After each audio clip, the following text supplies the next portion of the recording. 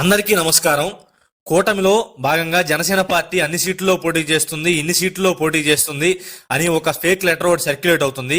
అలాంటి ఫేక్ లెటర్లు ఎప్పటికీ 3 రిలీజ్ అయ్యాయి. ఏది వాస్తవం అని తెలియకపోగా కన్ఫ్యూజన్ క్రియేట్ అవుతుంది. ఆ కన్ఫ్యూజన్ కి తెర దింపడానికే ఈ వీడియో చేస్తున్నాను. నాకున్న ఖచ్చితమైన విశ్వసనీయ సమాచారం మీకు అందిస్తున్నాను. జనసేన పార్టీ 27 నుంచి 35 స్థానాల్లో పోటీ చేస్తుంది. ఈ వీడియో మీరు సేవ్ చేసి పెట్టుకోవచ్చు. 27కి తగ్గవు, 35కి పెరగవు. అలాగే 3 ఎంపీ సీట్లలో జనసేన పార్టీ పోటీ చేస్తుంది. అందులో మచిలీపట్నం, కాకినాడ ఖచ్చితంగా జనసేన పార్టీయే పోటీ చేస్తుంది. ఏలూరు, రాజమండ్రి రెండిట్లో ఏదో ఒక ఎంపీ స్థానం నుంచి జనసేన పోటీ చేస్తుంది. ఏలూరు నుంచి జనసేనని పోటీకి దింపాలి అని పవన్ కళ్యాణ్ గారు ఆలోచిస్తున్నారు. రాజమండ్రి నుంచి పోటీ చేయాలి అని కొందరు జన సైనికులు భావిస్తున్నారు. ఈ రెండిట్లో ఏదో ఒకటి అయ్యే అవకాశం ఉంది.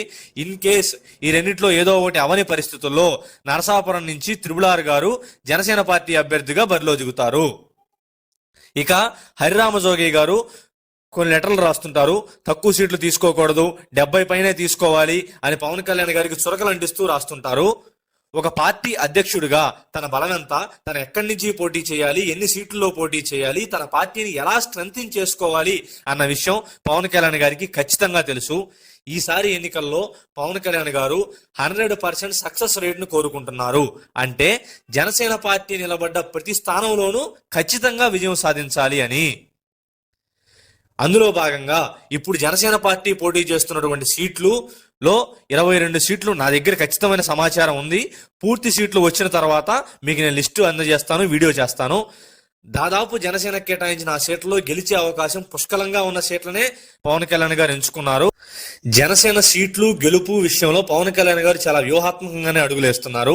ఎందుకంటే ఉదాహరణకి 2009 ఎన్నికలు తీసుకుంటే 2009లో తన బలాన్ని మించి టీఆర్ఎస్ పార్టీ 50 సీట్లు టీడీపీ పొత్తులో భాగంగా తీసుకుంటే 10 సీట్లు కూడా టీఆర్ఎస్ ఆ రోజు గెలవలేదు. ఆ కూటమి ఓడిపోవడానికి టీఆర్ఎస్ఏ ప్రధాన కారణమైంది ఆ రోజున. అలాంటి తప్పిదాలు జరగకుండా చాలా జాగ్రత్తగా, చాకచక్యంగా, వ్యూహాత్మకంగానే పవన్ కళ్యాణ్ గారు అడుగులేస్తున్నారు అని మనం చెప్పుకోవచ్చు.